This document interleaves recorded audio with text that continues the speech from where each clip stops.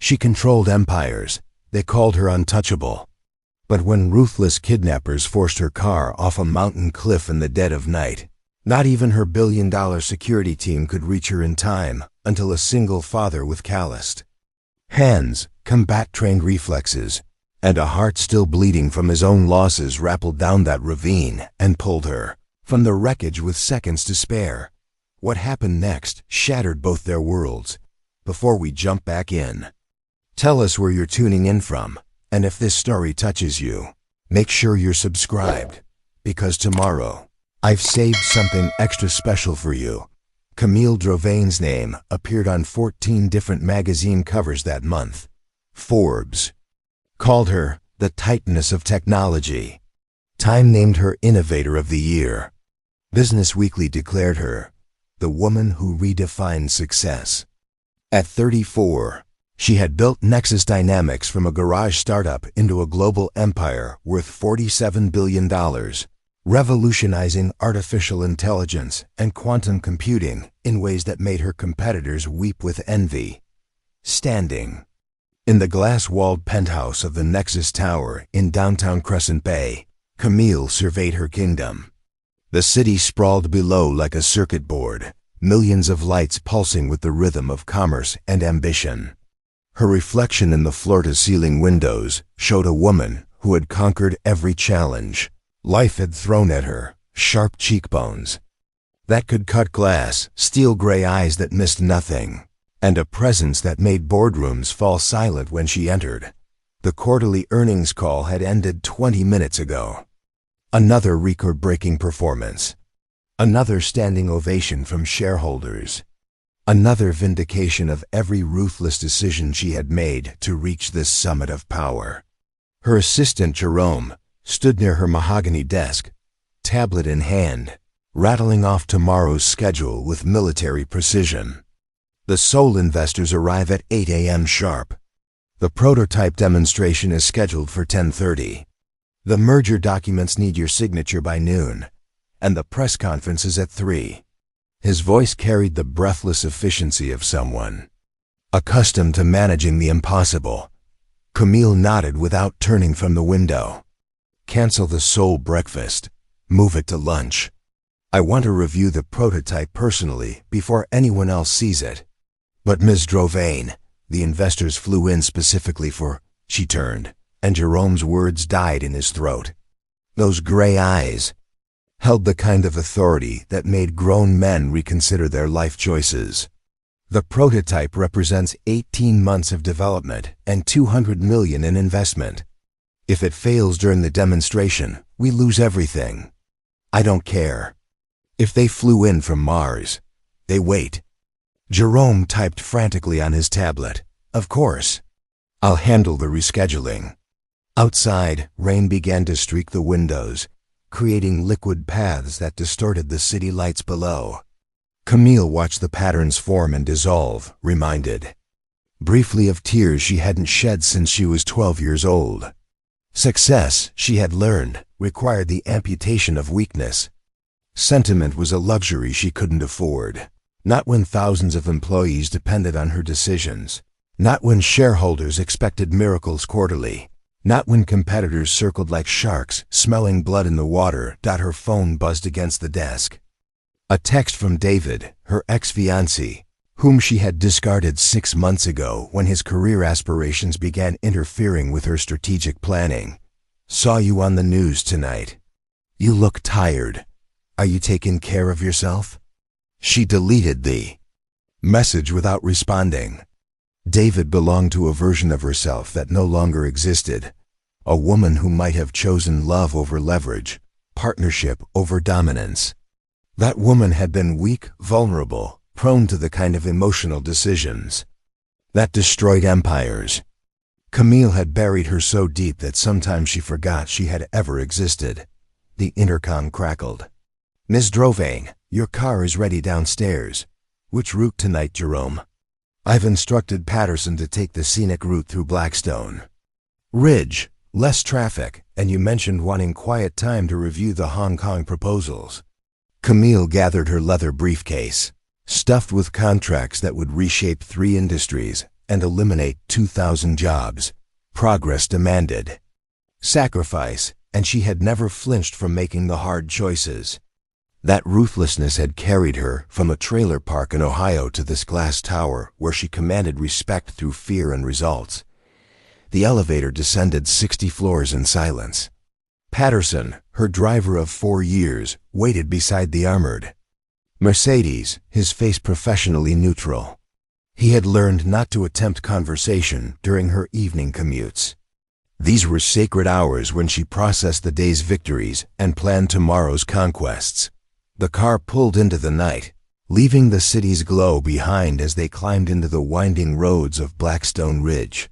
Here, ancient pines pressed close to the asphalt, and the only lights came from their headlights cutting through the darkness. Camille opened her laptop, reviewing acquisition targets with the focus of a predator selecting prey. Thornfield Industries was hemorrhaging cash, making them ripe for a hostile takeover. Their biotech division alone was worth the purchase price, and she could strip the rest for parts. The CEO was a family friend of her late father, but sentiment had no place in business. He would understand eventually. They all did. Once they saw their severance packages, she was calculating liquidation values when Patterson's voice cracked through the intercom. "Ma'am, there's a vehicle following us. Has been since we left downtown." Camille glanced up from her laptop. In the side mirror, she could see headlights maintaining a steady distance behind them. "How long?" 20 minutes, maybe more. I've changed lanes twice. They match every move." A chill ran down her spine, but her voice remained steady. "Corporate espionage? Could be, or worse." Patterson's hands tightened on the wheel. "I'm going to radio security. Have them meet us at the house." Before he could reach for the radio, the trailing vehicle accelerated, its high beams flooding their car with blinding light. Camille shielded her eyes as Patterson cursed it and pressed harder on the accelerator. The Mercedes surged forward, but the mountain road offered little room for evasive action. "Hold on," Patterson shouted. The pursuing vehicle struck their rear bumper with a metallic crash that sent the Mercedes careening toward the guardrail. Patterson fought to maintain control, but the next impact was harder, more deliberate.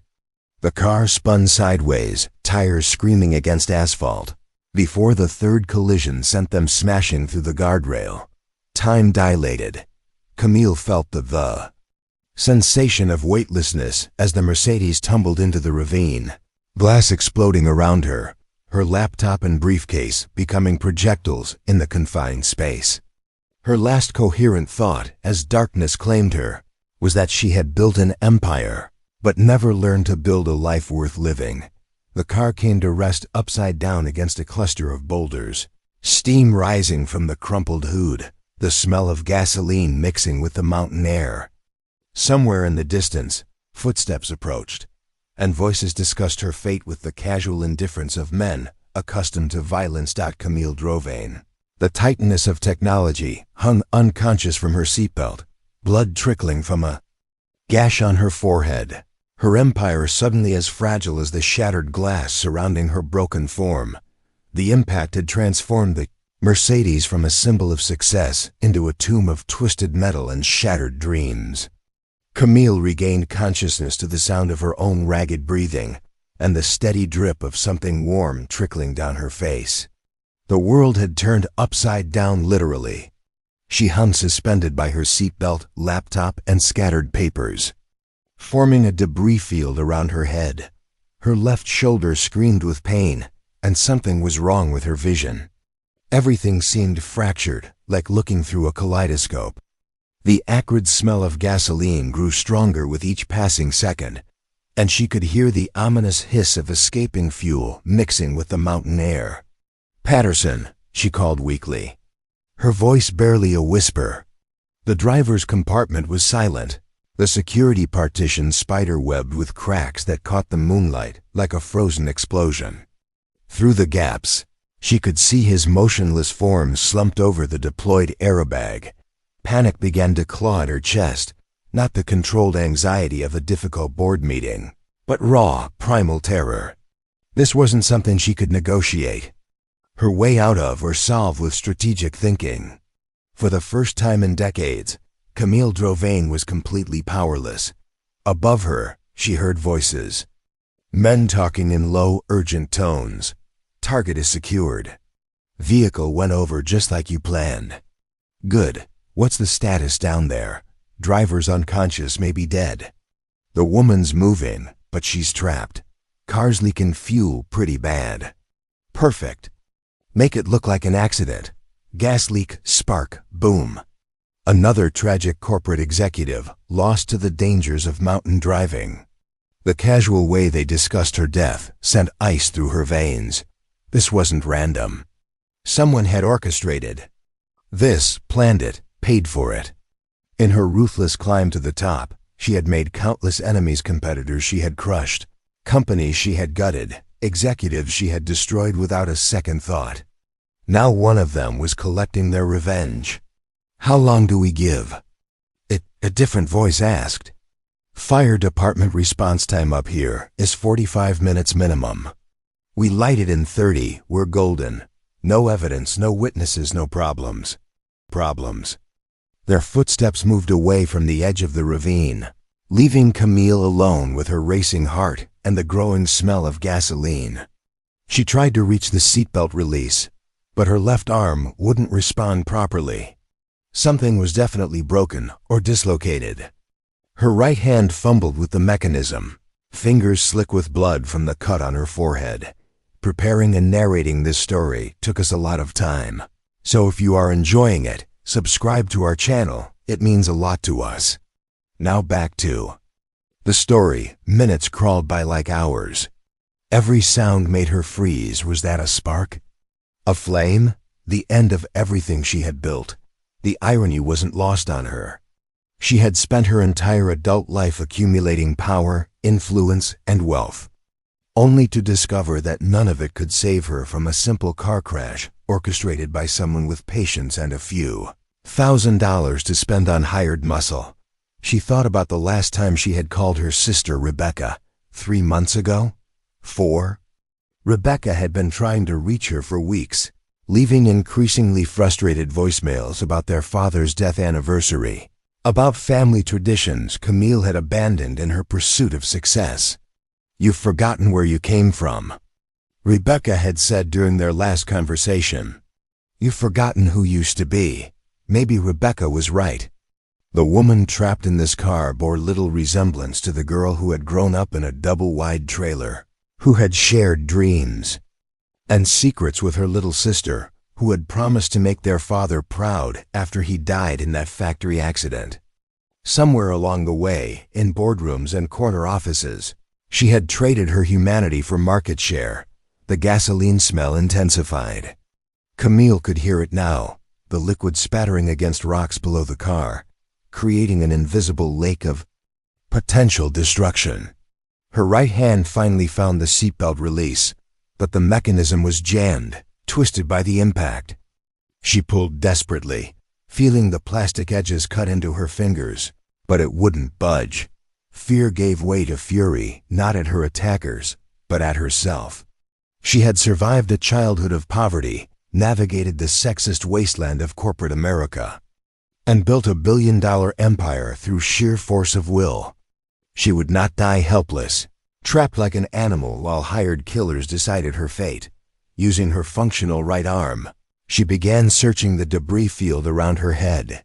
Her briefcase had burst open, scattering contracts and financial reports. But there her Mont Blanc pen, the one she had used to sign her first major acquisition. The metal case was heavy, solid dot. She gripped the pen like a knife and began sawing at the seatbelt fabric. The threads were synthetic, designed to withstand tremendous force, but the sharp edge of the pen's clip found purchase. One fiber at a time, she worked at her restraint, sweat mixing with blood on her face despite the cool mountain air. Above, she heard an engine starting. Her captors were leaving, confident that physics and chemistry would finish what they had started. Soon, they would return to light their fire and watch her empire burn with her body. The seatbelt gave way suddenly, and Camille crashed into the car's roof, crying out as her damaged shoulder absorbed the impact. But she was free. Now came the harder part: escape from a vehicle that had become a fuel-soaked death trap. The passenger door was completely crushed, unusable. The rear window had blown out during the crash, leaving a jagged opening barely large enough for a person to squeeze through. Glass fragments caught the moonlight like deadly stars, promising to shred anyone desperate enough to attempt an exit. But desperation had become her closest companion. Camille Drovain, who had once commanded boardrooms with a glance, began crawling through her own broken dreams toward a hole in the darkness, every movement bringing fresh pain but carrying her closer to survival. Behind her, Patterson stirred. Slightly, a soft moan escaping his lips. He was alive, but unconscious and trapped in a compartment she couldn't reach. If she made it out, she would send help. If she didn't, they would die together in the flames her enemies had planned. The woman who had conquered every challenge now faced the ultimate test, not of intelligence or ruthlessness, but of simple human endurance. And for the first time in years, Camille wasn't sure she was strong enough to win. 15 miles away, in a modest cabin nestled among the towering pines of Northwood Valley, Travis Derrick sat at his kitchen table, staring at a stack of unpaid bills and wondering how he would explain to his daughter Sage why they might have to move again. The electric company's final notice glowed accusingly in the lamplight, demanding $347 he didn't have. Travis ran a calloused hand through his dark hair, feeling every one of his 36 years like a weight on his shoulders. The freelance security consulting work had dried up 2 months ago when his largest client decided to hire a full-service firm instead of a one-man operation working out of his home office. Now he was down to teaching self-defense classes at the community center for $12 an hour and hoping something better would come along before the landlord lost patience. The cabin was small but clean, filled with the kind of furniture that came from thrift stores and estate sales, but arranged with military precision. Everything had its place. Every surface gleamed despite the worn edges and faded fabrics. Old habits died hard, and Travis had learned long ago that discipline and order were the only things standing between stability and chaos. On the mantelpiece above, the wood stove sat a photograph of Travis in dress uniform, standing beside a woman with gentle eyes and a luminous smile.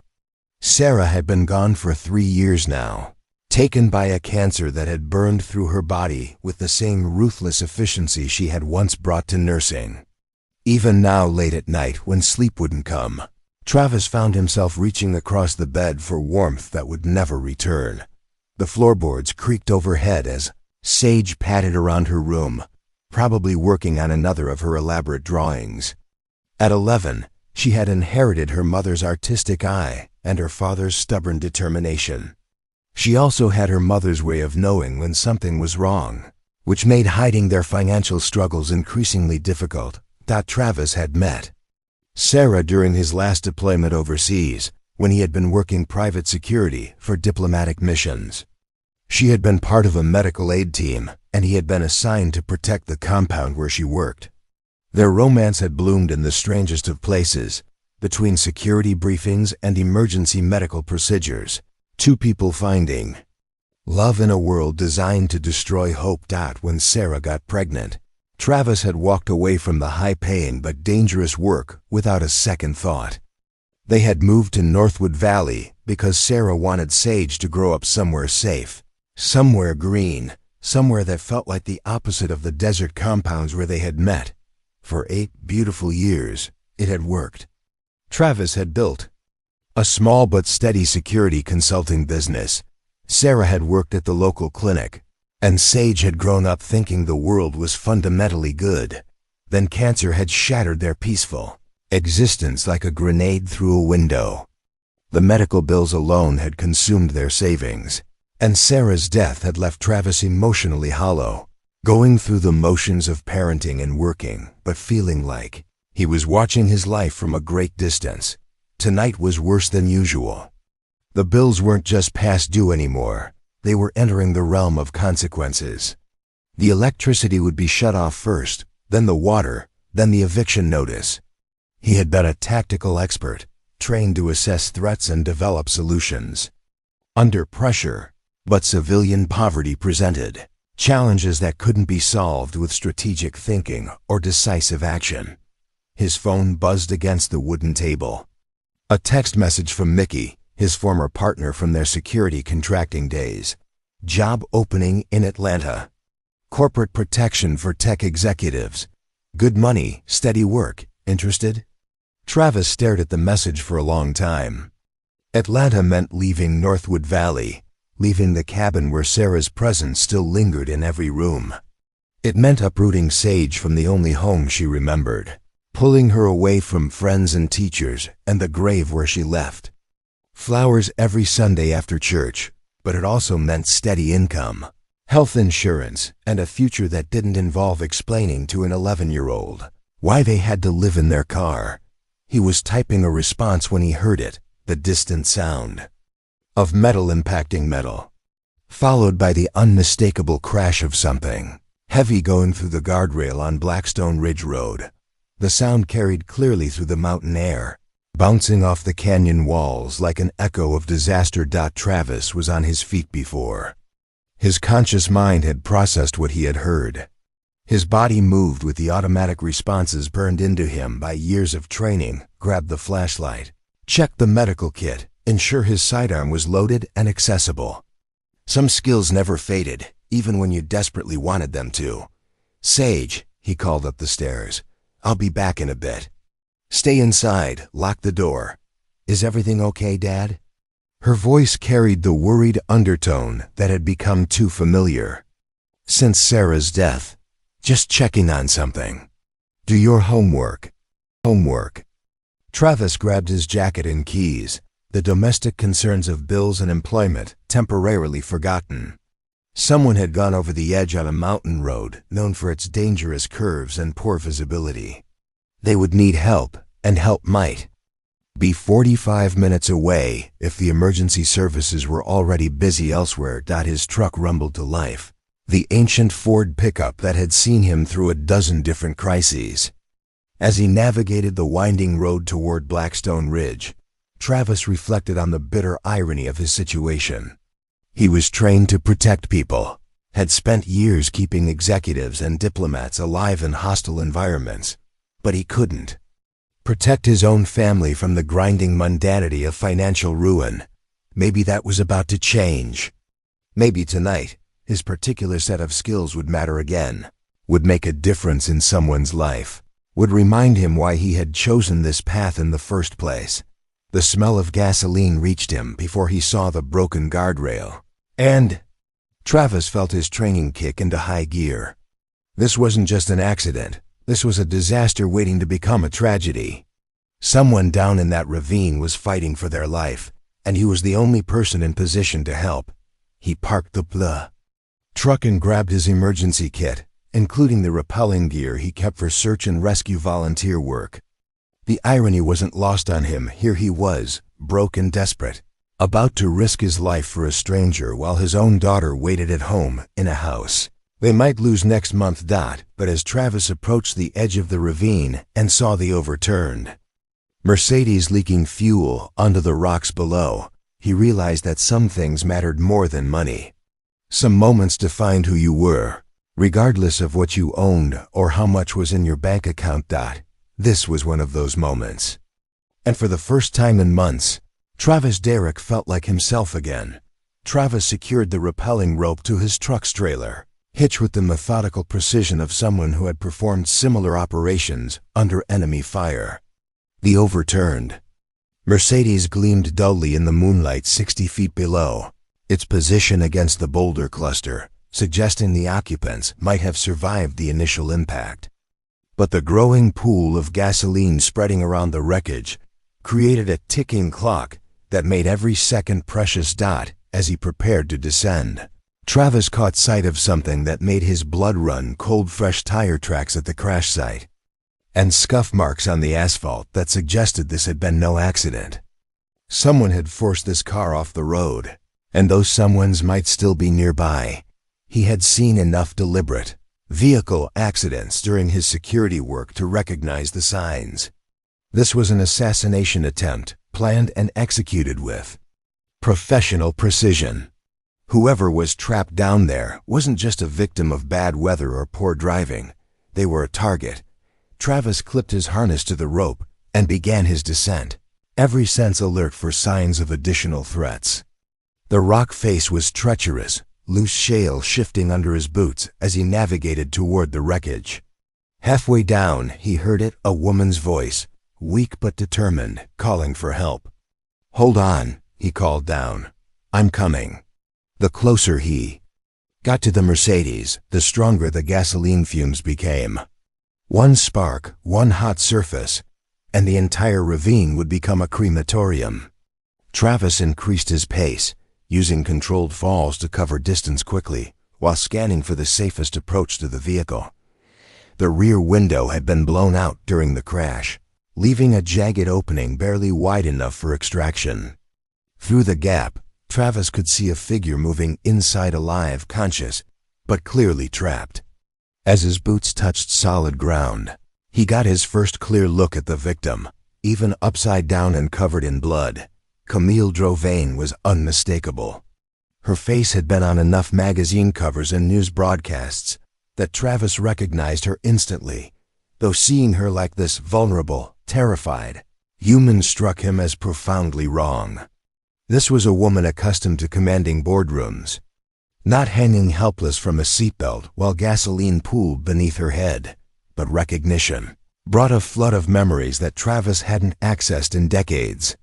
Suddenly, he wasn't looking at a powerful CEO, but at a 17-year-old girl with the same gray eyes and stubborn chin, sitting across from him in a government office in Columbus, Ohio, both of them aging out of the foster care system with nowhere to go.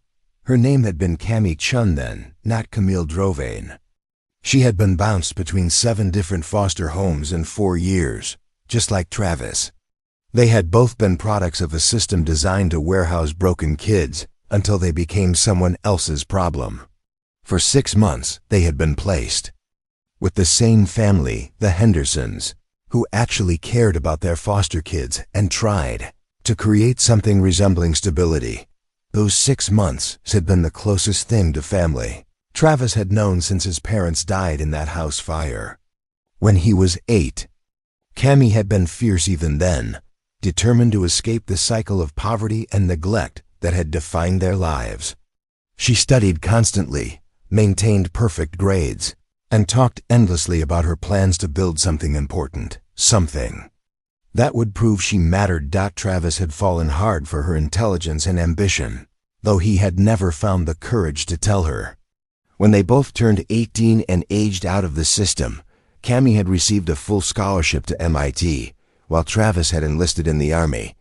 They had promised to stay in touch, had exchanged letters for a few months, but life had pulled them in different directions. He had followed her success from a distance over the years, reading about her achievements with a mixture of pride and wistfulness. Cami Chun had become Camille Drovain, exactly as she had always planned. The scared foster kid had transformed herself into one of the most powerful women in America. And now she was trapped in a car that could explode at any moment. Just another casualty of success making enemies. "Cami," he called softly as he approached the rear window. "It's Travis Drovain. I'm going to get you out of there."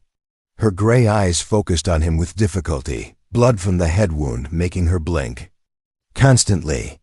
For a moment, he wasn't sure she recognized him. 20 years and hard living had changed them both considerably. "Travis?" Her voice was barely a whisper. "Travis from Henderson's house?" "That's right. Same Travis, older and grayer." He was already assessing the extraction route, calculating angles and leverage points.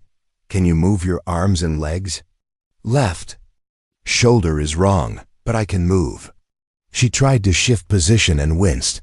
"How did you find me?" "Heard the crash from my place. Came to help." Travis began clearing glass fragments from the window opening, creating a safer passage. We need to move fast.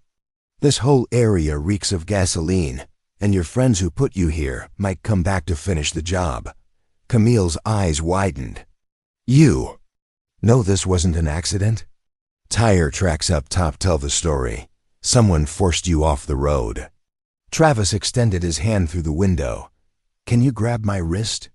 I'm going to pull you out backward. Try to protect that shoulder. The extraction was painstakingly slow. Every movement threatened to shift the car's precarious position against the boulders, and the gasoline fumes were becoming overwhelming. But Travis had performed similar rescues under combat conditions, and muscle memory guided his actions even. As his mind reeled from the impossible coincidence of finding his first love trapped in a death trap, when Camille was finally clear of the wreckage, Travis immediately began checking for additional injuries. Her left shoulder was definitely dislocated, and she likely had a concussion, but nothing appeared life-threatening if they could get her medical attention quickly. We need to get you up to the road and away from this fuel spill, he said, helping her to her feet. There's a man in the front seat, Patterson. My driver. Camille swayed slightly but remained conscious. Is he alive? Travis had already assessed the driver's condition through the shattered partition. Unconscious but breathing. I'll come back for him once you're secure. As they began the difficult climb toward the road, using Travis's rope and his knowledge of the rock face, Camille spoke quietly. I never forgot you, after Henderson's. I wanted to write, but life got complicated. I know. I followed your success in the news. You did exactly what you said you would do. Did I? She paused, leaning against him for support. Right now, I can't remember why any of it seemed important.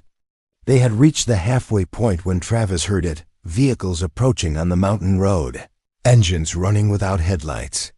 The cleanup crew was returning to finish their work, and they would not be pleased to find their target missing. From the wreckage, Travis looked up at his truck, then down at the fuel-soaked crash site, then at the woman leaning against him, the foster kid who had become a billionaire, the girl who had once shared dreams of escape and transformation. Kemi, he said quietly, I think our past just caught up with both of us, and we're about to find out if either of us remembers how to survive. The sound of approaching vehicles without headlights sent Travis's training into overdrive. He had perhaps 90 seconds before the cleanup crew reached their position, not nearly enough time to extract Patterson and escape in his truck. Whoever had orchestrated this assassination would not hesitate to eliminate witnesses, especially witnesses with military training who could identify their methods. Can you climb? Travis asked Camille, his voice calm despite the urgency of their situation. She nodded, though her face was pale with pain and blood loss. What are you thinking? We're not going up to the road. We're going deeper into the canyon, where my truck and your rescue will have to wait. Travis began guiding her along a narrow ledge that ran parallel to the crash site. Those aren't rescue workers coming back. They're here to make sure this looks like an accident. The ledge was treacherous in daylight and potentially suicidal at night, but Travis had explored these mountains during search and rescue operations. A quarter-mile downstream, the canyon widened into a small valley with an abandoned ranger station where they could take shelter and assess their situation. Behind them, voices echoed off the canyon walls as the crew discovered the empty Mercedes and began searching for their missing target. Flashlight beams swept across the rock face, methodically probing every shadow and crevice. Target's not in the vehicle, someone called out. Blood trail leads toward the window. Someone pulled her out. Find them. This was supposed to be clean, no complications. Travis pressed Camille against the rock face as a beam of light swept past their position, missing them by inches. Her breathing was labored, whether from exertion or her injuries he couldn't tell, but she hadn't complained or asked him to slow down. The determination that had carried her from foster care to corporate boardrooms was serving her well in this more primitive struggle for survival. They moved in silence for 20 minutes. Travis guiding their path by memory and moonlight while the search continued behind them. The voices grew fainter as they worked their way deeper into the canyon, following animal trails and maintenance paths that hadn't been used in years.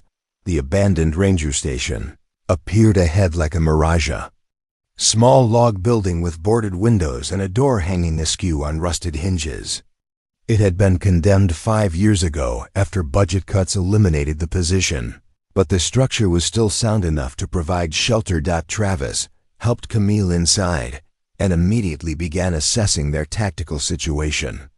The building offered good sight lines in 3 directions, multiple exit routes, and enough interior space to establish a defensive position if necessary. More importantly, it was invisible from the main road and unknown to anyone unfamiliar with the mountain's history. "Sit down before you fall down," Travis said, guiding Camille to an old bench near what had once been the ranger's desk. "Let me look at that shoulder." In the dim light filtering through cracks in the boarded windows, Travis examined her injuries with the methodical thoroughness of a combat medic. The shoulder was definitely dislocated, but the joint didn't appear to be fractured. The head wound was superficial despite the dramatic blood loss, and her pupils were responding normally to light. "Good news is you're not dying," he said. "Bad news is that shoulder needs to be reset, and it's going to hurt." Camille managed a weak smile.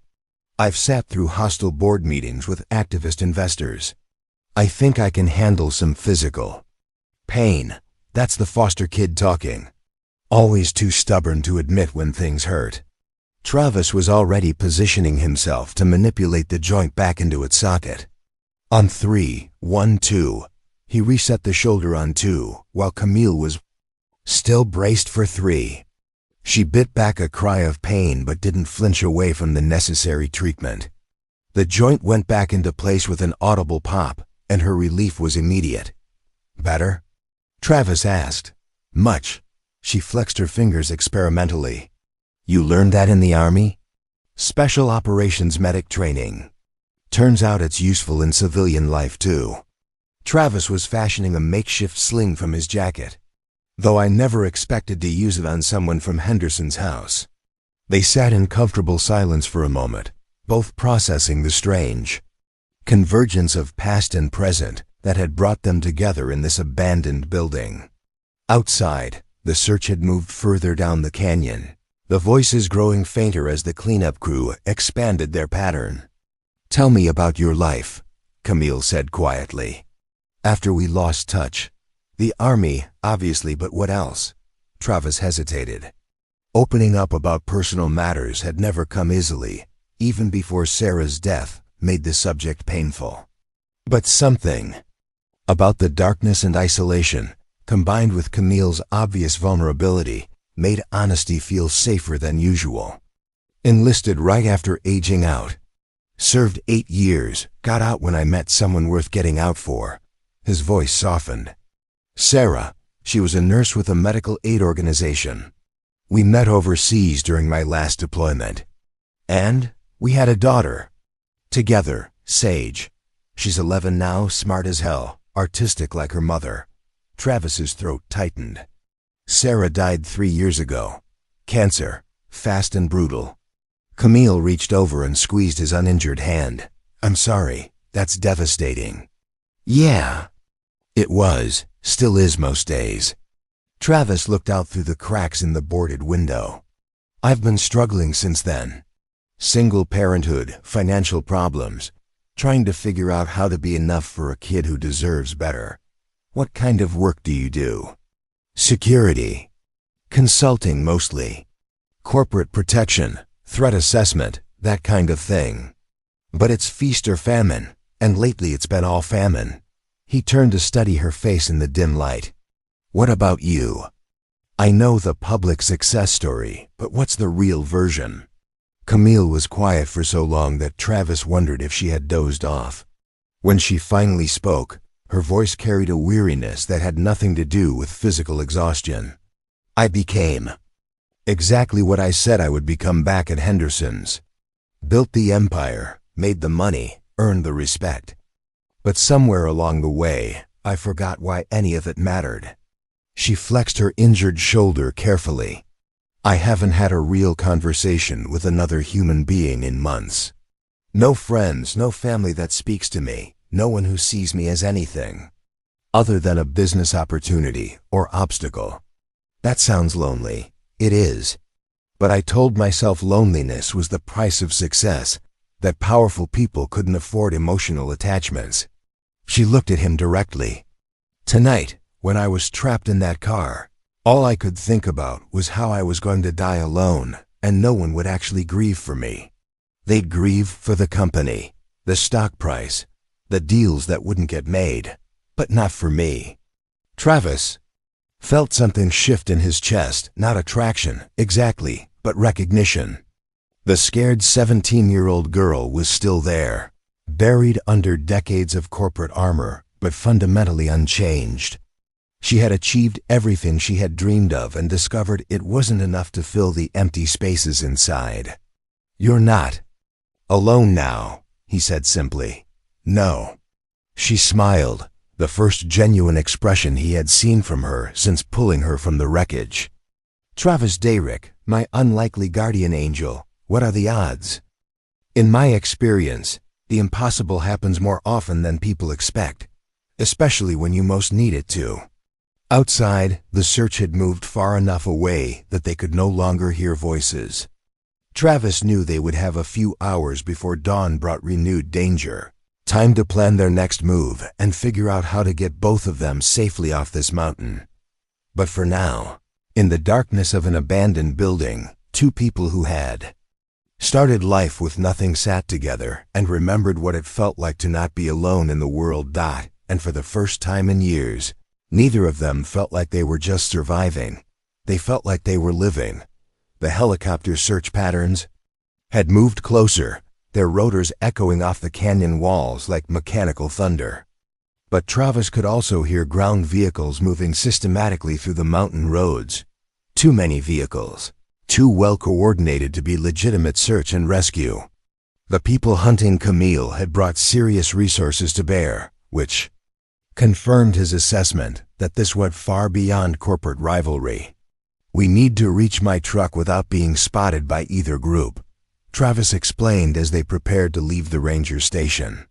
"Legitimate rescuers might mean well, but if your own board of directors is involved in this conspiracy, we can't trust official channels." Camille nodded, testing her range of motion with the injured shoulder. The makeshift sling Travis had fashioned was holding well, and her color had continued to improve throughout the morning.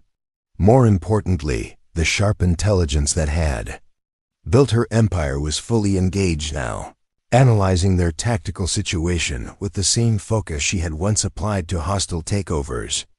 "The dead man switch I mentioned, I have 48 hours left before the automatic release triggers," she said. "That gives us time to gather additional evidence and choose our revelation strategy carefully. Or it gives them 48 hours to find us and stop the release permanently." True, but it also means they can't simply kill us and walk away anymore. "They need to capture me alive long enough to access my security protocols." Camille's smile was predatory. "I may have accidentally given us the one thing we couldn't create ourselves: leverage." Travis felt a familiar surge of tactical anticipation, the mental state he had inhabited during high-stakes operations when failure meant death for people depending on him. But this felt different somehow, more personal. He wasn't just protecting a principle anymore. He was fighting alongside someone who understood both the stakes and the strategy required to win. They left the ranger station through a rear window, avoiding the main trail in favor of animal paths that zigzagged down toward the valley floor. Travis led, using skills learned in hostile terrain to navigate silently while Camille followed, with the careful grace of someone accustomed to high-pressure situations. Her corporate boardroom experience was translating surprisingly well to evading armed pursuit. The hike took 2 hours, moving slowly to avoid detection and accommodate Camille's injuries. They communicated through hand signals and whispered observations. developing the kind of operational rhythm that Travis had only experienced with military partners. Despite her CEO background, Camille adapted quickly to the requirements of their situation, never complaining about the pace or difficulty. "You're tougher than your press coverage suggests," Travis murmured during a rest stop. "Foster care teaches you things that Harvard Business School never could," Camille replied. "How to be invisible when you need to be, how to read people's intentions, how to survive when the system is designed to eliminate you. Is that what happened to Camille Chun? Did Camille Drovain eliminate her?" The question hung in the air between them as they resumed their descent. Camille was quiet for so long that Travis wondered if he had overstepped, pushed too hard into territory she wasn't ready to explore. But when she finally spoke, her voice carried the weight of years of suppressed self-doubt. "I think so. Somewhere.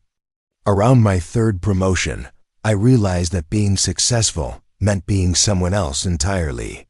Harder, colder, more willing to sacrifice relationships for results."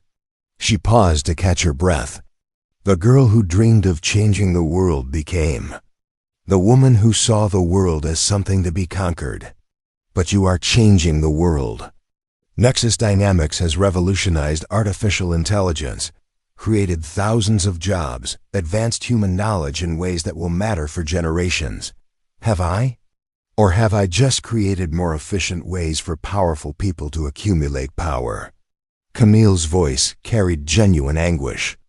"When I discovered the weapons sales, my first instinct wasn't moral outrage. It was anger that someone had made strategic decisions without consulting me.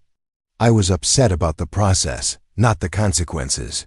Travis recognized the sound of someone conducting a fundamental audit of their own character, the kind of painful self-examination that only came after near-death experiences or profound loss.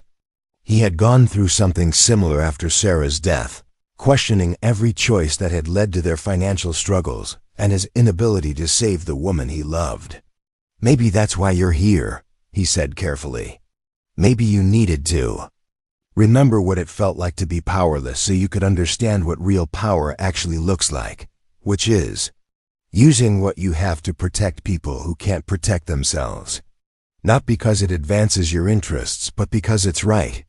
Travis helped her navigate a particularly treacherous section of loose rock. "You're about to expose a conspiracy that could have killed hundreds or thousands of people. That's not conquest, that's heroism." They reached the valley floor as the sun climbed toward its zenith, the canyon walls providing blessed shade from what would otherwise be brutal heat. Travis's truck was another mile through dense forest, but the terrain was easier now, allowing them to move faster while remaining hidden from aerial observation. "Tell me about Sage," Camille said as they walked. "What's she like?" Travis felt the familiar mix of pride and worry that always accompanied thoughts of his daughter. Brilliant, stubborn, artistic. She draws constantly, not just pictures, but entire worlds with their own characters and stories.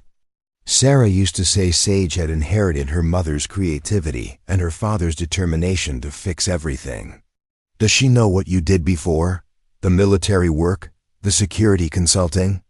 "Some of it. She knows Daddy helps keep people safe, but I've tried to shield her from the more dangerous aspects."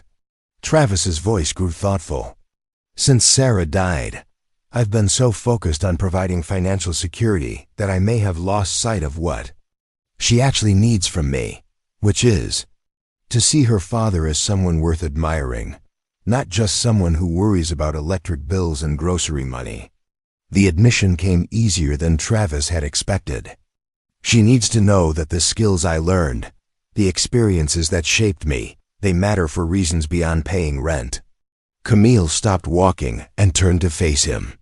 "Travis, you rappelled down a cliff face to pull a stranger from a burning car, then spent the night protecting her from professional killers. If that's not worth admiring, I don't know what is." But she doesn't know about any of that. From her perspective, I'm just Dad who's been struggling to keep us afloat since Mom died. Then maybe it's time to let her see who you really are.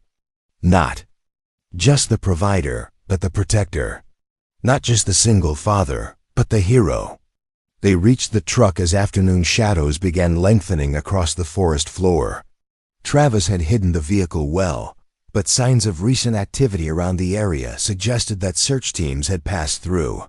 Fortunately, the Ford remained undiscovered, and more importantly, UNCOMPROMICD. As Travis started the engine, Camille placed her uninjured hand on his arm. "Before we drive back into danger, I need you to know something. Last night, when you found me in that car, you didn't just save my life, you saved me. The real me, the person I thought I had lost forever. Kami, let me finish. I don't know what happens next, whether we survive the next 48 hours or whether we can actually bring down the people responsible. But I know that finding you again, remembering who I used to be, it's given me something I haven't felt in 20 years. What's that? Hope. Not hope for success or profit or market dominance, but hope that I might still become the person I dreamed of being when we were 17. Her gray eyes held his with startling intensity. "Whatever happens, I want you to know that you've already changed my life in ways that matter more than any corporate achievement." Travis felt something fundamental shift in his chest, a recognition that went beyond gratitude or shared danger. This wasn't just about protecting the client anymore, or even helping an old friend. This was about two people who had started with nothing, lost themselves in the pursuit of different kinds of success, and found each other again at a moment when both of them desperately needed to remember who they really were. "Then let's make sure we both survive to see who we become next," Travis said, putting the truck in gear. As they drove back towards civilization and the confrontation that awaited them, neither Travis nor Camille spoke about the growing connection between them. But both understood that they were no longer just running from danger. They were running toward a future that neither of them had imagined possible when the day began. The secure location Travis chose was a small diner 40 miles from the crash site, the kind of place where truckers and locals gathered for coffee that could strip paint and conversations that minded their own business. The parking lot was full enough to provide anonymity, but not so crowded as to make them memorable. Most importantly, it offered multiple exit routes and clear sight lines in all directions. Camille had spent the drive using Travis's phone to access her encrypted servers, downloading evidence files and coordinating with the few people in her organization she still trusted.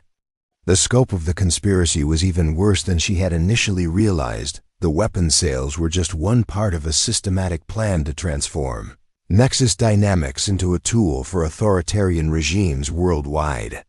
"Jerome knew," she said quietly, as they sat in a corner booth, untouched coffee growing cold in front of them. "My assistant, the man who's been managing my schedule for 3 years. He was feeding information about my movements to the board members orchestrating this." "That's how they knew you'd be on Blackstone Ridge last night," Travis observed. "Inside information about your route and timing. Everything I've built, everyone I trusted, it was all compromised from the inside." Camille's voice carried the hollow sound of someone processing fundamental betrayal. "They were planning to eliminate me and install a new CEO who would play along with their agenda." Travis studied her face, noting the way she was processing this revelation. The anger was there, but underneath it was something that looked almost like relief, as if discovering the extent of the conspiracy had somehow simplified her choices. "What's your next move?" he asked, before Camille could answer, both their phones buzzed simultaneously. Travis glanced at his screen and felt his blood run cold. A text from an unknown number, but the message made the sender's identity unmistakable. "We have Patterson. We have your daughter. You have 1 hour to deliver Camille Drovain to Thornton Industrial Park, Warehouse 7. Come alone, or they both die." Attached was a photograph that made Travis's vision blur with Rage Sage tied to a chair in what looked like a storage room, her eyes wide with fear but still defiant. Beside her was Patterson, Camille's driver, bloody but conscious. They have Sage, Travis said, his voice deadly calm. Camille looked at the photo and immediately began typing on her phone. I can end this right now. Transfer the encryption keys. Cancel the dead man switch. Give them everything they want in exchange for your daughter's safety. No, Travis's response was immediate and absolute. The moment you give them access to your security protocols, they kill all three of us and bury the evidence. We know too much and they can't risk exposure. Then what do you propose? Let them hurt an innocent girl to protect information that might save lives we'll never meet? Travis felt the weight of impossible choices settling on his shoulders. This was the moment every protective father dreaded, when your personal obligations collided directly with your moral principles, when doing the right thing meant risking everything you loved most. But as he stared at the photograph of his terrified daughter, Travis realized something that changed everything. Sage wasn't just a victim in this scenario, she was a witness to her father's character. Whatever happened in the next few hours would define who Travis Derrick was in his daughter's eyes for the rest of her life. We don't trade, he said finally. We win. We save Sage and Patterson. We expose the conspiracy, and we make sure the people responsible pay for what they've done. That's impossible. We're two people against a well-funded conspiracy with professional resources and inside information. No, we're not. Travis pulled out his phone and began scrolling through his contact list. We're two people with very particular skills, inside knowledge of their operations, and 43 minutes to execute the most important mission of our lives. He found the number he was looking for and pressed call. After 3 rings, a familiar voice answered. Mickey here. Mickey, it's Travis. I need a favor, a big one. Jesus, Travis, where have you been? Every news station in the country is running stories about Camille Dravain's disappearance. The FBI's involved, international task forces, the works. I know where she is, but that's not why I'm calling. Travis looked directly at Camille. I need tactical support for a hostage rescue operation. High stakes, professional opposition, personal involvement. Are you out of your mind? You're not active military anymore, and I'm not running a private army for hire. They have my daughter, Mickey. The line went silent for a long moment. Mickey Torres had served with Travis in 3 separate deployments, had been best man at his wedding to Sarah, and was one of only 5 people who truly understood what Sage meant to Travis's survival after his wife's death. Where and when? Mickey asked. While Travis coordinated with his former partner, Camille was conducting her own parallel operation. She had activated a legal protocol she had established years earlier, but never expected to use a complete transfer of corporate authority to her sister Rebecca in the event of her death or incapacitation. What are you doing? Travis asked when she finished her calls.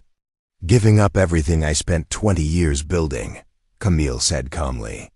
As of 10 minutes ago, Rebecca Chun is the acting CEO of Nexus Dynamics, with full authority to investigate and prosecute corporate malfeasance.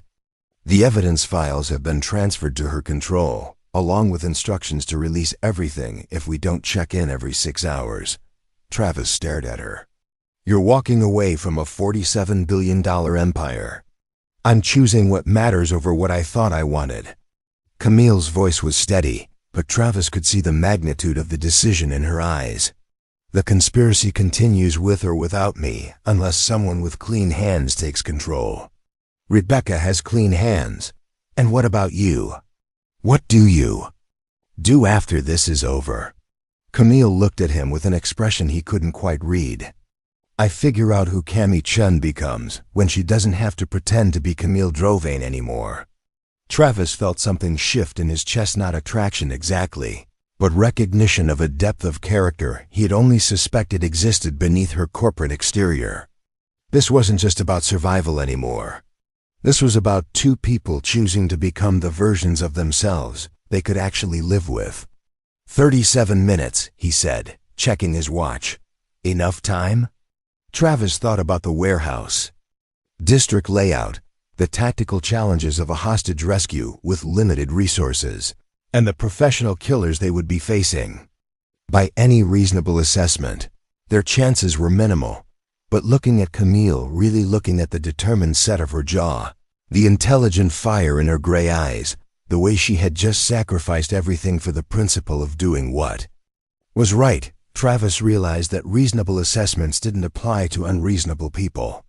"Enough time to find out who we really are," he said as they left the diner and drove toward what might be the last hour of their lives. Both Travis and Camille understood that they had already made the choice that mattered most. Not between safety and danger, not between success and failure, but between the people they had been and the people they were capable of becoming. The rest was just logistics. Thornton Industrial Park sprawled across 40 acres of rusted dreams and abandoned ambitions. A graveyard of manufacturing that had once employed half the county before global economics and automation rendered it obsolete. Warehouse 7 sat at the far end of the complex, isolated from the main road and surrounded by enough derelict buildings to muffle screams or gunfire. Travis crouched behind a concrete loading dock, studying the target through military-grade binoculars, while Mickey Torres and 2 other members of their hastily assembled team took positions around the perimeter. The warehouse showed signs of recent activity, fresh tire tracks in the gravel, lights burning in windows that should have been dark, and the unmistakable silhouettes of armed sentries moving past the glass. "Count?" Mickey's voice crackled through the tactical radio. "6 visible, probably twice that inside," Travis replied. "Professional setup, overlapping fields of fire, multiple exit routes. These aren't corporate security guards playing soldier." Camille lay beside him, her injured arm secured, but her uninjured hand steady on a pair of binoculars. She had insisted on being part of the assault team despite having no combat training, and Travis had reluctantly agreed after she pointed out that she was the only person who could positively identify all the conspirators inside. "Thermal imaging shows 2 heat signatures in the northeast corner," she reported. "Smaller one matches Sage's size profile." Travis felt his heart clench at the clinical description of his daughter as a heat signature, but he forced the emotion down. Sage needed her father to be a tactical operator right now, not a panicked parent. There would be time for feelings after she was safe. "Mickey, what's your assessment of the rear approach?" "Clean for 30 meters, then we're in the kill zone. But I've got something interesting on the south side. Looks like they've got a mobile command center parked behind Building 4. Fancy equipment, multiple antennas, the works." Travis processed this information, his mind automatically calculating angles of approach and probability matrices. But underneath the tactical planning, a darker recognition was forming. This wasn't just a hostage exchange gone wrong. This was a military-grade operation designed to eliminate witnesses and bury evidence permanently. "They never intended to honor any deal," he said quietly to Camille. "This was always going to end with all of us dead." "I know." Her voice was steady, but Travis could see the tension in her jaw. "That's why we have to win completely. No half measures, no negotiated settlements." The radio crackled again. "Travis, we've got movement." 2 vehicles approaching from the main road, moving fast. Through the binoculars, Travis watched a pair of black SUVs speed toward the warehouse complex. His blood ran cold when he recognized one of the passengers stepping out, Jerome, Camille's assistant, followed by 2 men in expensive suits who moved with the fluid precision of former Special Forces operators. "The board members," Camille whispered. "They're here to witness my execution personally." Travis keyed his radio. "All teams, we are weapons hot. These people are not planning to let anyone walk away from this." The next phase of the operation unfolded with the brutal efficiency that Travis remembered from his military days, but with a desperation that was entirely new.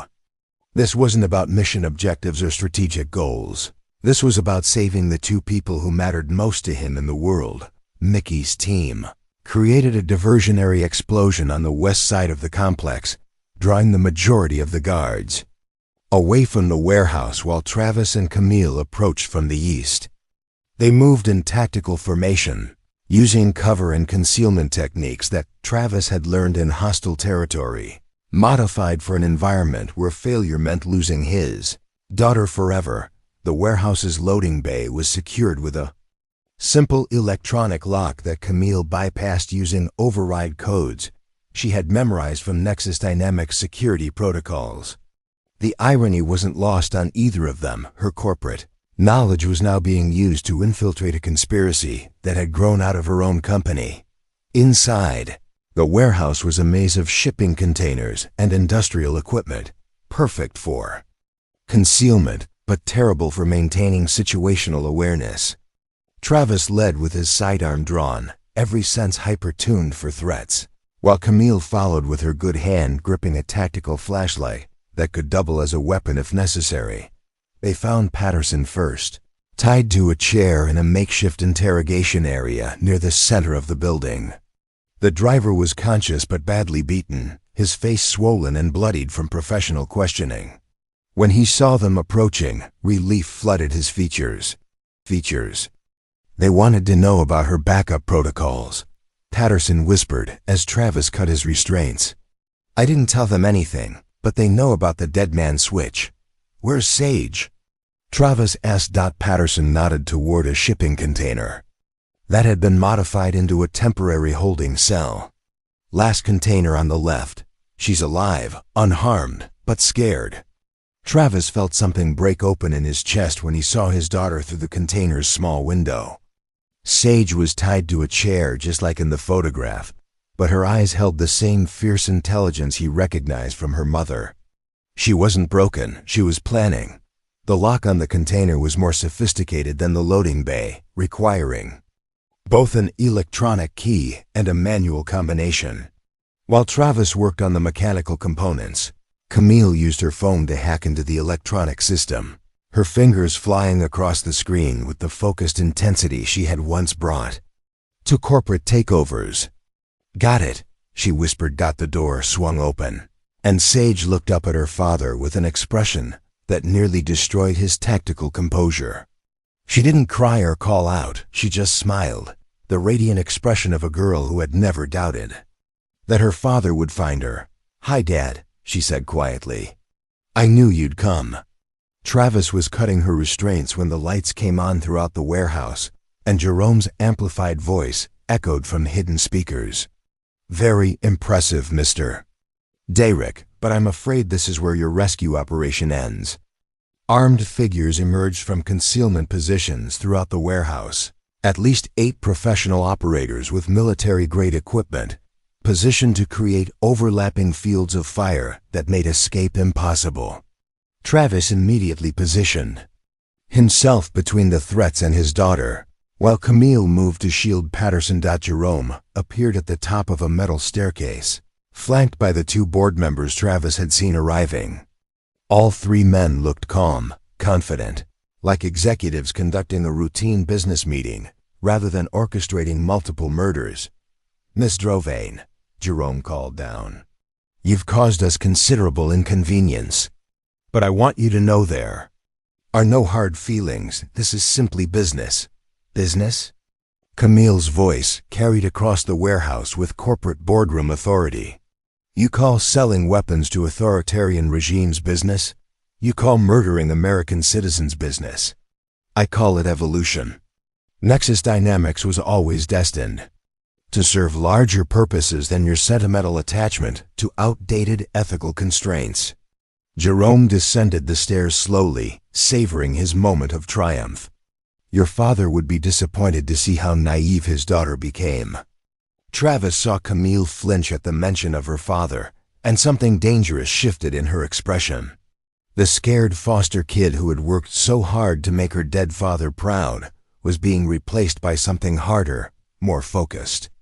My father taught me that power without principle is just organized crime, she said.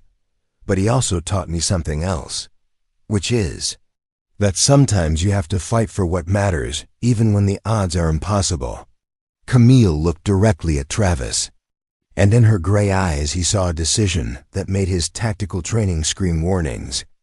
She was about to do something heroic and probably suicidal, and there wasn't time to stop her. "Travis," she said quietly, "when I activate my phone's emergency beacon, you'll have exactly 30 seconds before every law enforcement agency in 3 states converges on this location. Use them wisely." "Kami, don't." But she was already moving, stepping into the open where the armed operatives could see her clearly. "Jerome, you want access to my security protocols? You want to stop the dead man switch before it destroys your entire operation? Ms. Drovane, don't do anything foolish. I'll make you a deal. Full access to everything you need in exchange for safe passage for Travis and his daughter. They're not part of this." Travis realized what she was doing, creating a tactical diversion that would draw attention away from Sage while positioning herself as the primary target. It was strategically sound and emotionally devastating, the sacrifice of someone who had finally remembered what love actually meant. "Kami, no." Travis's voice carried 20 years of regret and recognition. "We do this together, or not at all. You have a daughter who needs her father. I have a legacy that needs protecting." Camille's voice was steady, but tears were streaming down her face. "I spent my whole life building the wrong empire. Let me spend my last few minutes building the right one." What happened next unfolded in the strange temporal distortion that Travis remembered from combat seconds stretching into minutes. Every detail crystal clear while chaos erupted around them. Camille activated her emergency beacon, and within moments every phone in the warehouse was buzzing with proximity alerts as law enforcement GPS systems locked onto their location. The armed operatives immediately began repositioning, trying to establish new defensive positions while Jerome screamed orders about containing the situation. But Travis wasn't waiting for official rescue. Using the distraction Camille had created, he grabbed Sage and Patterson and began moving toward the loading bay, laying down covering fire while Mickey's team provided external support through windows they had positioned themselves near. Firefight was brief but intense. Professional operators trading shots with the methodical precision of people who understood that survival depended on tactics rather than heroics. Travis found himself fighting not just for escape, but for the chance to save the woman who had just sacrificed everything to protect his daughter. When the shooting stopped, Jerome lay dead near the metal staircase, taken down by one of Mickey's precision shots through the warehouse windows. The 2 board members had surrendered immediately when they realized their hired security couldn't protect them from federal charges, and the remaining operatives had been overwhelmed by the arriving SWAT teams. But Camille had taken a bullet in the chest while providing cover for Travis's escape, and she lay against a shipping container with blood spreading across her shirt and her breathing becoming increasingly labored. Travis knelt beside her, Sage's small hand clutched in his, as his daughter stared at the woman who had saved their lives. "Is she going to be okay?" Sage asked quietly. Travis looked at Camille's gray eyes, which still held intelligence and determination despite her obvious pain. The paramedics were working frantically, preparing her for emergency transport, but her condition was critical. "I don't know, sweetheart," he said honestly. Camille reached up with her uninjured hand and touched Sage's face gently. "You look just like your father when he was young," she whispered. "Brave and stubborn and absolutely determined to save everyone around you. Are you going to die?" Sage asked with the directness that only children possessed. Camille looked at Travis, then back at his daughter. "I don't know. But I want you to understand something important. Your father is the best man I've ever known. He risked everything to save me, a stranger, because that's who he is. Promise me you'll remember that." "I promise," Sage said solemnly. As the paramedics loaded Camille onto a stretcher and rushed her toward the waiting helicopter, she caught Travis's hand one final time. "Thank you," she said, "for reminding me who I used to be. Thank you for showing me who I still am," Travis replied. The helicopter lifted off into the dawn sky, carrying Camille toward a hospital and a future that remained uncertain. But for the first time in years, Travis felt like he was exactly where he belonged, standing in a warehouse full of chaos and consequences, his daughter safe beside him, having just participated in something that mattered more than quarterly earnings or monthly bills.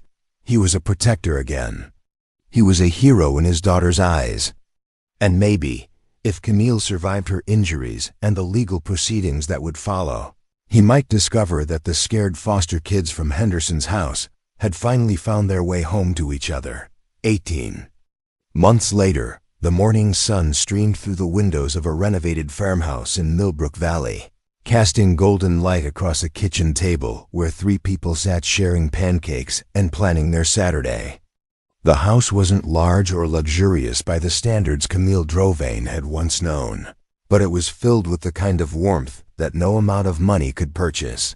Camille, who now went by Cami Torres after a quiet wedding ceremony 6 months earlier, poured coffee into mismatched mugs while Travis helped Sage organize her art supplies for the community center class she taught every weekend.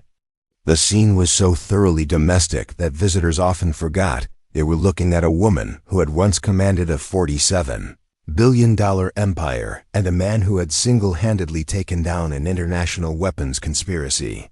The bullet had missed Camille's heart by less than 2 inches, requiring 3 surgeries and months of physical therapy to repair the damage.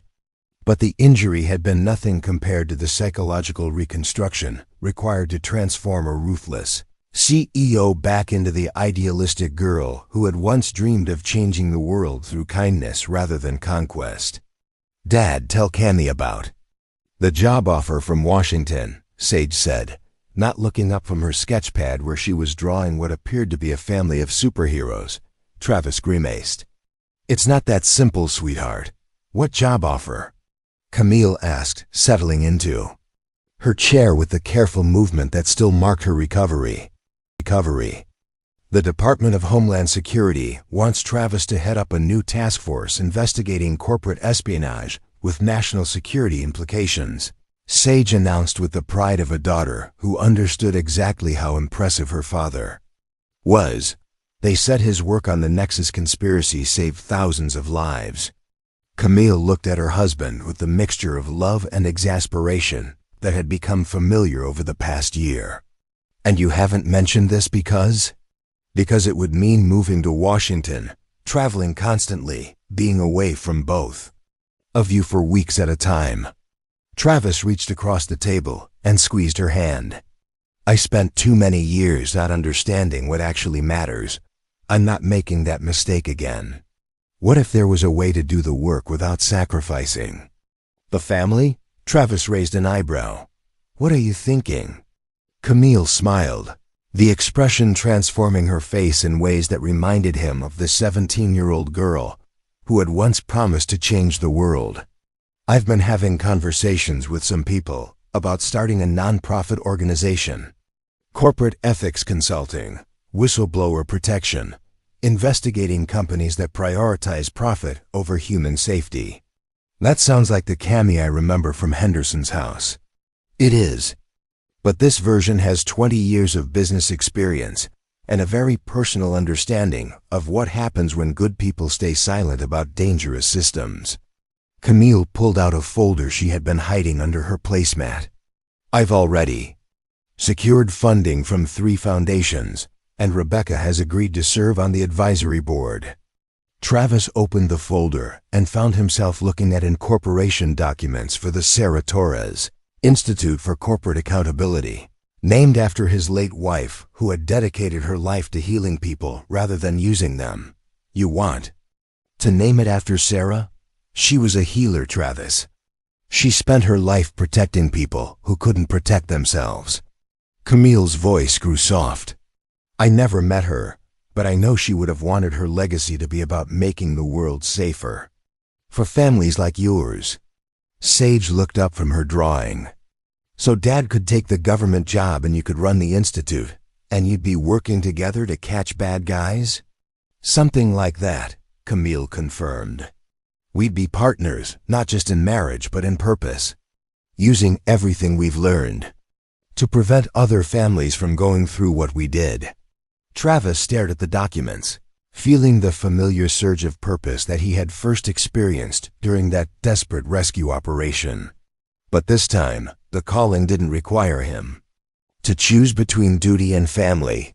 It integrated them into something larger and more meaningful than either could achieve alone. The funding, he asked, where did it come from?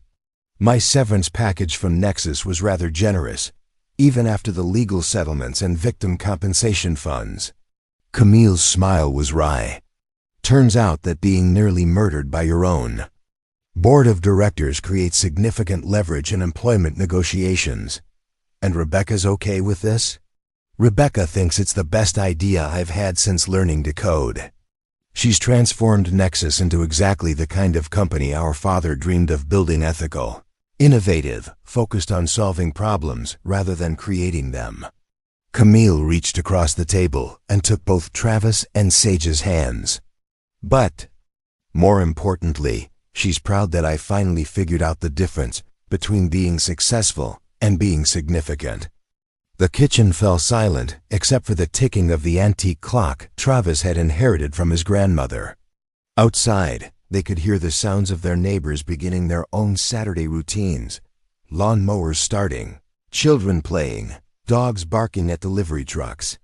It was the symphony of ordinary life, the kind of peace that both Travis and Camille had thought was reserved for other people. "There's something else," Camille said, her voice taking on the careful tone she used when broaching sensitive subjects. The Institute would need a headquarters somewhere central but away from Washington politics. I was thinking about the old Henderson foster home. Travis felt his breath catch. "It's still standing?" "Barely. But it's for sale. And it sits on 12 acres that would be perfect for a training center, conference facilities, housing for protected witnesses." Camille's eyes held the same determined gleam that had once conquered corporate boardrooms. "I want to turn the place where we learn to survive into a place where other people learn to fight back." Sage looked up from her drawing again. "You mean we'd live where you and Dad met? If your father agrees. And if you think you could handle being the daughter of two people who spend their time making powerful enemies." Sage grinned, the fearless expression of a girl who had already been kidnapped by international conspirators and lived to tell about it.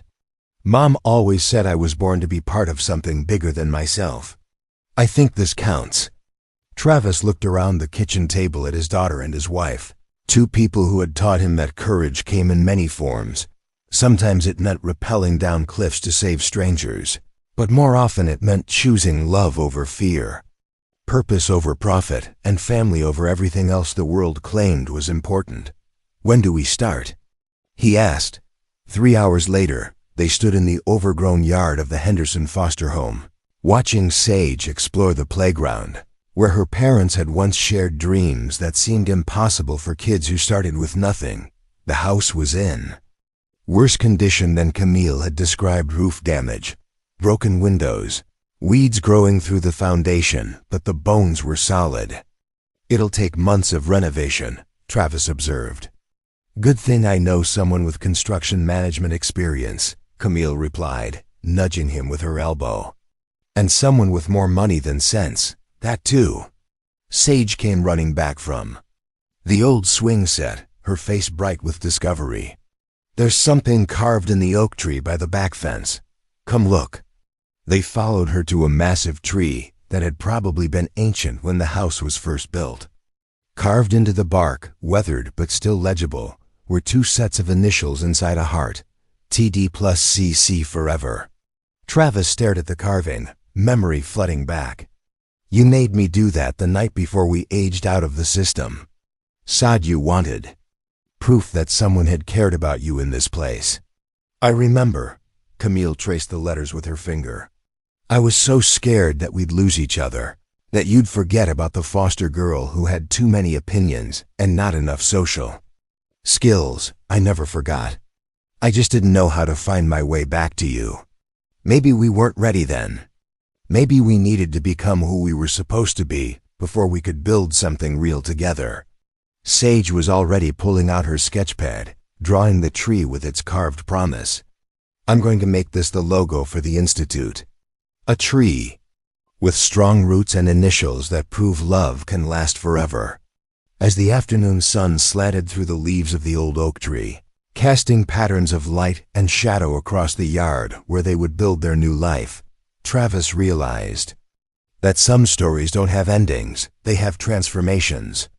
The scared boy and determined girl who had once carved their initials into this tree had become the man and woman standing here now, ready to turn their own survival into a lifeline for others. The Sarah Torres Institute for Corporate Accountability would open its doors 18 months later, occupying a fully restored Henderson house that had been transformed into something unprecedented, a place where corporate whistleblowers could find protection, where families torn apart by systemic corruption could find justice, and where two former foster kids could prove that the most powerful revenge against a broken system was building something better. Travis's work with the Department of Homeland Security would eventually lead to the prosecution of 17 different corporate conspiracies, saving an estimated 43,000 lives and preventing billions of dollars in fraud. Camille's Institute would become the gold standard for corporate accountability, providing the legal framework and protection services that made it possible for ordinary employees to speak truth to power without destroying their own lives. But their greatest achievement wasn't measured in lives saved or criminals prosecuted. It was measured in smaller, more personal victories. Sage growing up with the unshakable knowledge that her parents were heroes, not because of what they had accomplished, but because of who they chose to be every single day. Travis rediscovering that his military training and protective instincts were gifts meant to be shared with the world, not burdens that isolated him from the people he loved. Camille learning that true power came not from commanding others, but from empowering them to command themselves. On quiet Sunday evenings, when the work was done and the world's crises could wait until Monday, they would sit together on the porch of the restored Henderson house and watch Sage play in the yard where their love story had begun. Sometimes Sage would ask them to tell the story again, how Daddy saved Mommy from the bad men, how Mommy gave up everything to protect their family, how sometimes the most important battles are fought not for conquest, but for love. For love.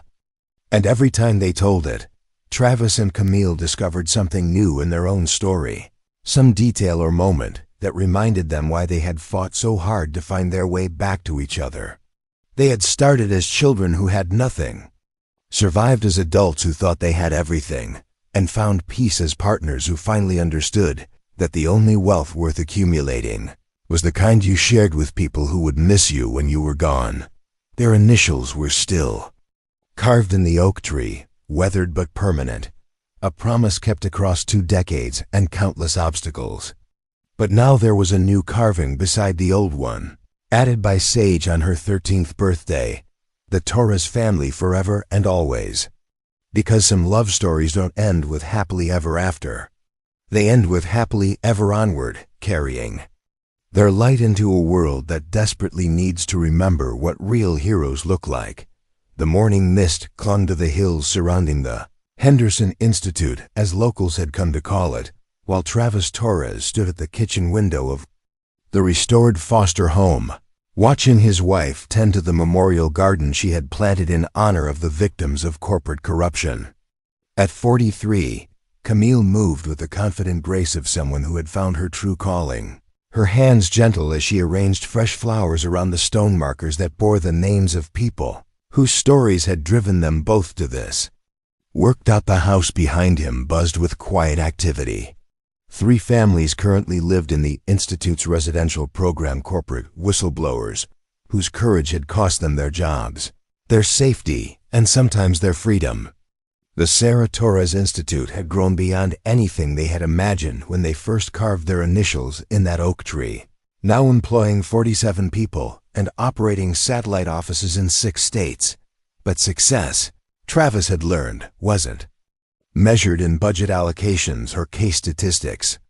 It was measured in moments like this morning, when Maria Santos had called from Sacramento to report that the pharmaceutical executive they had helped her expose was finally facing federal charges for covering up dangerous side effects.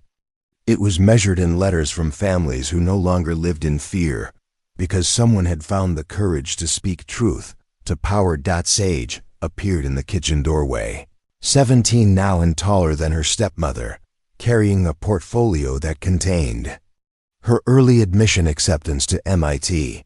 She had inherited her mother's artistic eye and her father's protective instincts, channeling both into a passion for designing systems that made it impossible for corporations to hide their wrongdoing from the people they affected. "Dad, the morning briefing starts in 10 minutes, she reminded him, settling into her chair at the kitchen table that had become command central for their family and their mission. "Where's your mother?" Travis asked, though he could see Camille through the window, now standing beside the newest addition to the memorial garden, a simple stone bench dedicated to Patterson, who had died peacefully in his sleep 2 years earlier, surrounded by the family he had chosen at the Institute. Talking to Rebecca on the West Coast. Something about expanding the international program. Sage poured herself coffee with the practiced ease of someone who had grown up around adult conversations about justice and corruption.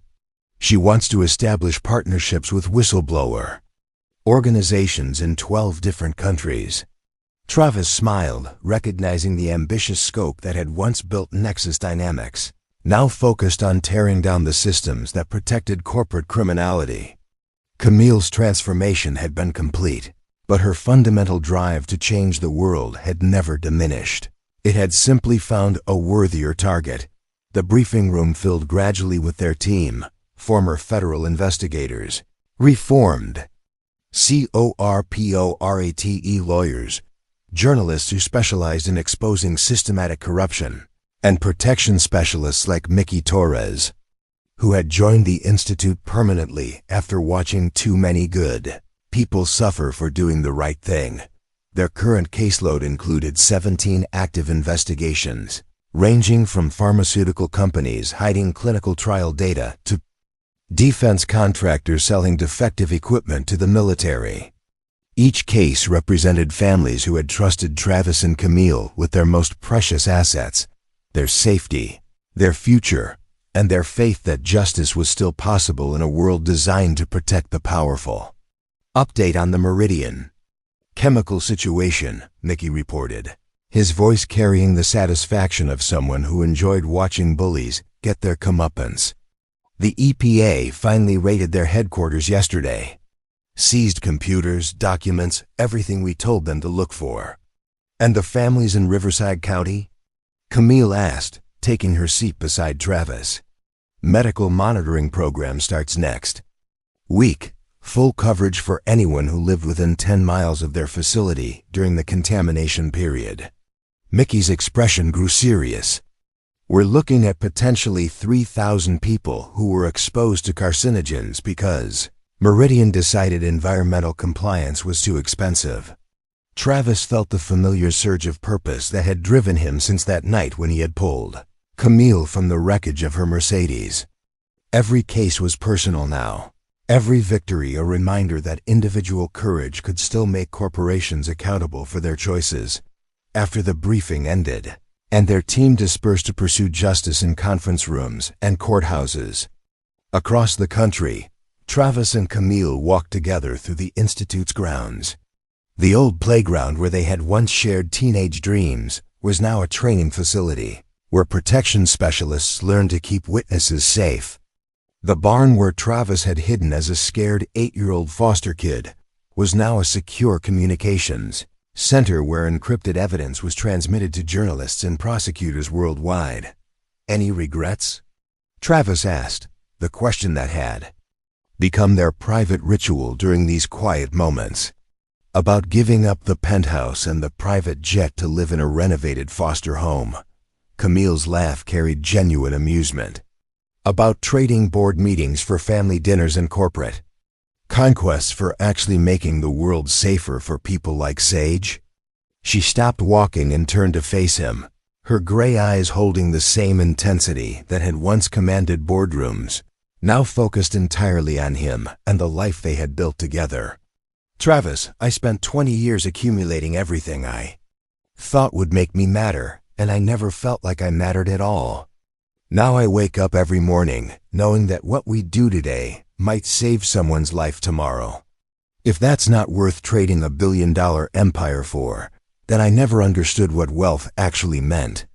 Sage appeared on the porch, laptop balanced in one hand while she waved them inside with the other. Conference call with the Senate subcommittee starts in 5 minutes. They want to discuss the corporate accountability legislation. As they walked back toward the house, Travis reflected on the strange mathematics of their lives. They had started with nothing, achieved everything the world told them to want, lost it all in service of something greater, and discovered that having less had somehow made them infinitely richer. The oak tree still stood beside the back fence, its carved promise weathered but permanent. TD plus CC forever. But now it was surrounded by dozens of smaller trees, each one planted by a family whose life had been saved or restored through the work of the Institute. A forest of hope growing from the seeds of two people who had remembered that the most important thing you could build with your life was a bridge for others to cross toward safety. Their story had become part of something larger, a reminder that heroes weren't born in boardrooms or battlefields, but in the quiet moments when ordinary people decided that someone else's well-being mattered more than their own comfort. And in a world that often forgot the difference between success and significance, Travis and Camille Torres continued to prove that the greatest empire anyone could build was one that made other people's dreams possible, the initials carved in. That tree would last long after they were gone, but the institute they had built would last even longer, a permanent testament to the transformative power of love that chooses courage over convenience and purpose over profit. Some stories end, others become legacies, and the very best ones become invitations for others to write their own chapters of hope in a world that desperately needs more heroes, who remember that saving one person can be the beginning of saving everyone. Up next, you've got 2 more standout stories right on your screen. If this one hit the mark, you won't want to pass these up. Just click and check them out. And don't forget to subscribe and turn on the notification bell so you don't miss any upload from us.